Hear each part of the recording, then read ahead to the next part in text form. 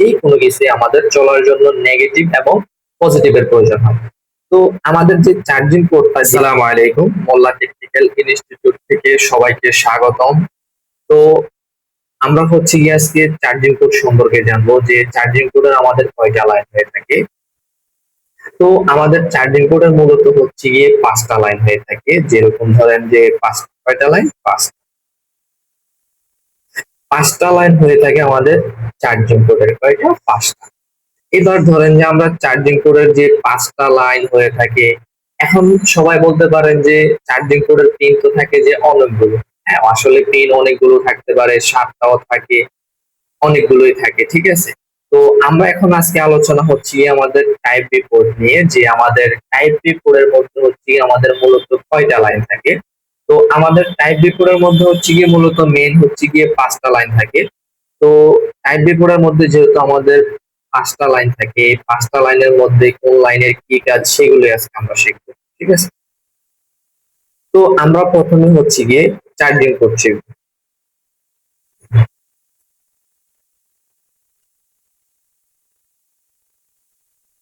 Charging port, ঠিক আছে। তো চার্জিং পোর্ট আমরা আজকে শিখবো হচ্ছে গিয়ে আমরা চার্জিং পোর্ট। এখন হচ্ছে গিয়ে আমরা তো সবাই জানি যে মোটামুটি সবাই আমরা যারা নতুন আছেন, নতুন ভাইরা তো জানেন না।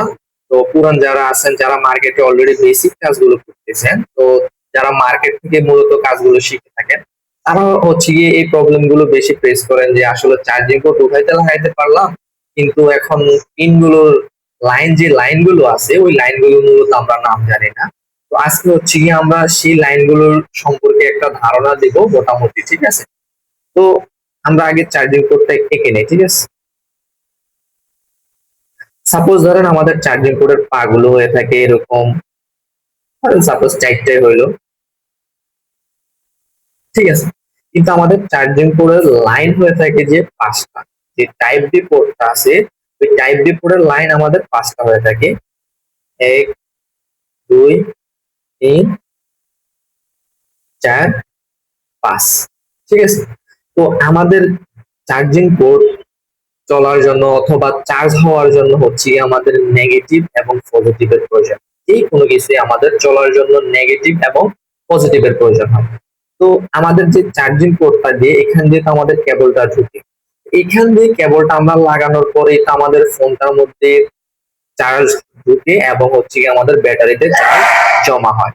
তো আমাদের একটা হচ্ছে গিয়ে পজিটিভ লাইন, এই পজিটিভ লাইনের নাম হচ্ছে গিয়ে আমাদের বিবাস অথবা বিচার্জ, বিবাস বা বিচার্জ, ঠিক আছে, বিবাস অথবা বিচার্জ। এখন হচ্ছে গিয়ে আমাদের এটা হচ্ছে গিয়ে আমাদের পজিটিভ লাইন, এটা হচ্ছে আমাদের পজিটিভ লাইন। এই লাইনের মধ্যে হচ্ছে গিয়ে আমরা 5 ভোল্টেজ পাবো, 5 ভোল্টেজ। যদি আমরা এই লাইনের মধ্যে 5 ভোল্টেজ পাই, তার মানে হচ্ছে গিয়ে আমাদের চার্জিং পোর্টটা ওকে, ঠিক আছে। যদি আমরা এই লাইনের মধ্যে 5 ভোল্টেজ পাই, তার মানে আমাদের চার্জিং পোর্টটা কি আছে, ওকে আছে। এখন হচ্ছে গিয়ে আরো বাকি যে 4টা লাইন আছে, ওই 4টা লাইন নিয়ে, তো যেহেতু আমাদের পজিটিভ লাইন লাগে চার্জিং, যে কোনো কিছু চলার জন্য আমাদের নেগেটিভ প্লাস হচ্ছে পজিটিভ লাইন লাগে। তো আমরা পজিটিভ লাইনটা পাইলাম, আমাদের চার্জিং পোর্টের পজিটিভ লাইনের নাম বিবাস অথবা বিচার্জ, এবং হচ্ছে কি আমাদের ওই জায়গার মধ্যে ভোল্টেজ থাকবে হচ্ছে 5 ভোল্টেজ। এবার হচ্ছে কি আমাদের নেগেটিভ, আমাদের নেগেটিভ যে গ্রাউন্ড আছে, নেগেটিভকে আমরা হচ্ছে গিয়ে গ্রাউন্ড বলে থাকি। গ্রাউন্ড মানে হচ্ছে নেগেটিভ, ঠিক আছে। তো এটার এই যে 3টা ওয়েভের মতো সিম্বল, এটা মূলত হচ্ছে আমাদের গ্রাউন্ডের সিম্বল, এবং গ্রাউন্ডকে আমরা শর্ট মিনিং হিসেবে বলে থাকি GND, GND, ঠিক আছে।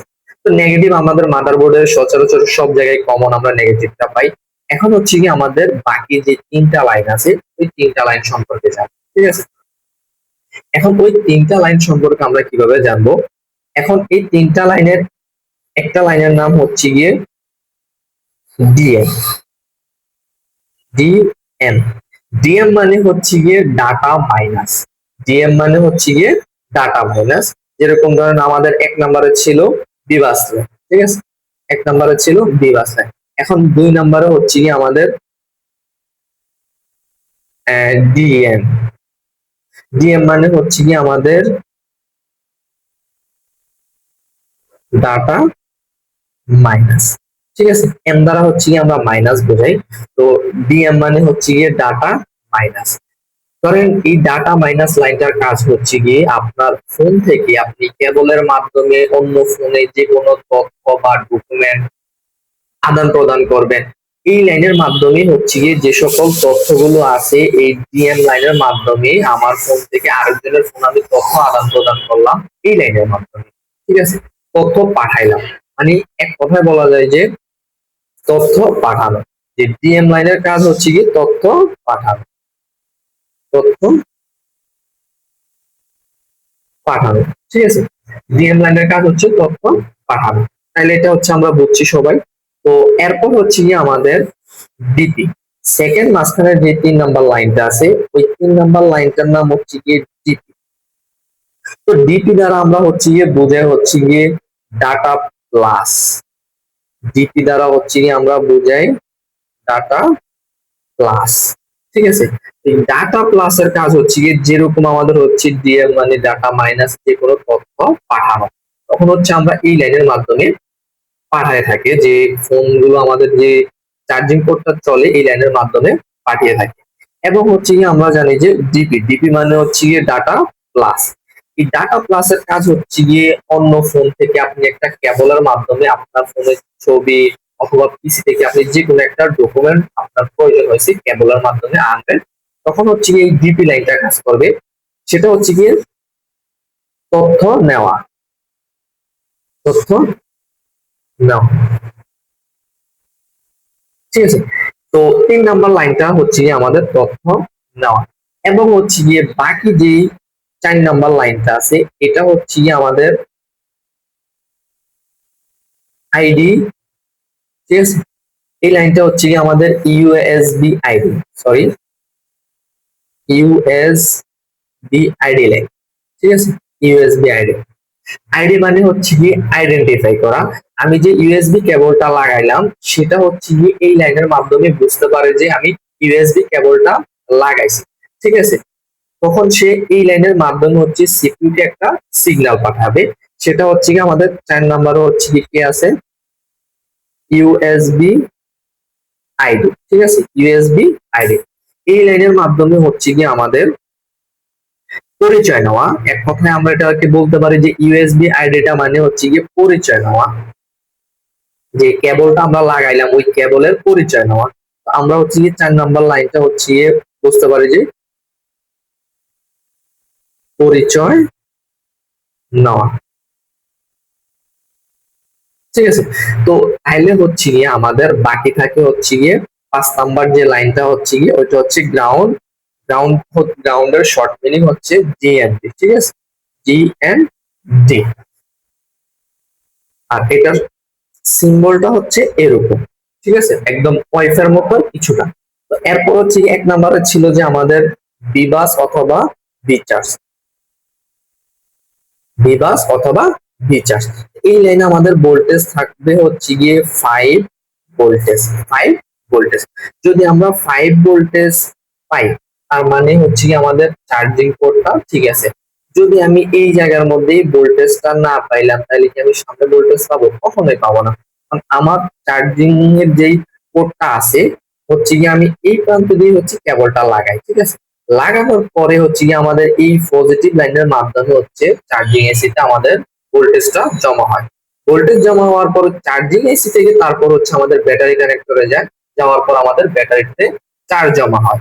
তো যদি আমি চার্জিং পোর্টের গোড়ার মধ্যে হচ্ছে গিয়ে পিনের মধ্যে যদি আমি হচ্ছে ভোল্টেজ না পাই, কত ভোল্টেজ? 5 ভোল্টেজ, তাইলে হচ্ছে কি আমাদের আমার কিভাবে চার্জ হবে? চার্জ হবে না অবশ্যই। ঠিক আছে, তো কাস্টমার এসে বলবে যে ভাই আমার চার্জিং পোর্টটা চেঞ্জ করে দেন। তো কাস্টমারের কথা যদি আমি চার্জিং পোর্ট চেঞ্জ করে দিই তাহলে কিন্তু হবে না। আগে আমাদের যে রুলস আছে ওই রুলস অনুযায়ী আমি আগে চার্জিং পোর্টের ভিতরে দেখবো যে যে বিবাস অথবা বিচার্জ লাইনটা আছে ওই লাইনের মধ্যে আমার 5 ভোল্টেজ মূলত আছে কিনা। যদি আমাদের 5 ভোল্টেজ থাকে তার মানে সামনে সমস্যা। যদি দেখি যে আমাদের এই জায়গায় 5 ভোল্টেজ পাইলাম না, আমরা মাল্টিমিটার দিয়ে মাপার পরে কত ভোল্টেজ, 5 ভোল্টেজ। তাইলে হচ্ছে কি আমরা চার্জিং পোর্টটা চেঞ্জ করে দেব, ঠিক আছে। চার্জিং পোর্ট চেঞ্জ করার পরে যদি আমরা 5 ভোল্টেজ পাই, তাহলে হচ্ছে কি আমাদের রিভার্স লাইনটা কি আছে, ওকে আছে। তো আশা করি সবাই বুঝতে পারছেন। তো মোল্লা টেকনিক্যাল ইনস্টিটিউট থেকে নিত্য নতুন ভিডিও পেতে সবাই হচ্ছে গিয়ে পেজটাকে ফলো করে রাখবেন, ফেসবুক পেজটাকে, এবং হচ্ছে ইউটিউব চ্যানেলটাকে সাবস্ক্রাইব করে রাখবেন। আসসালামু আলাইকুম।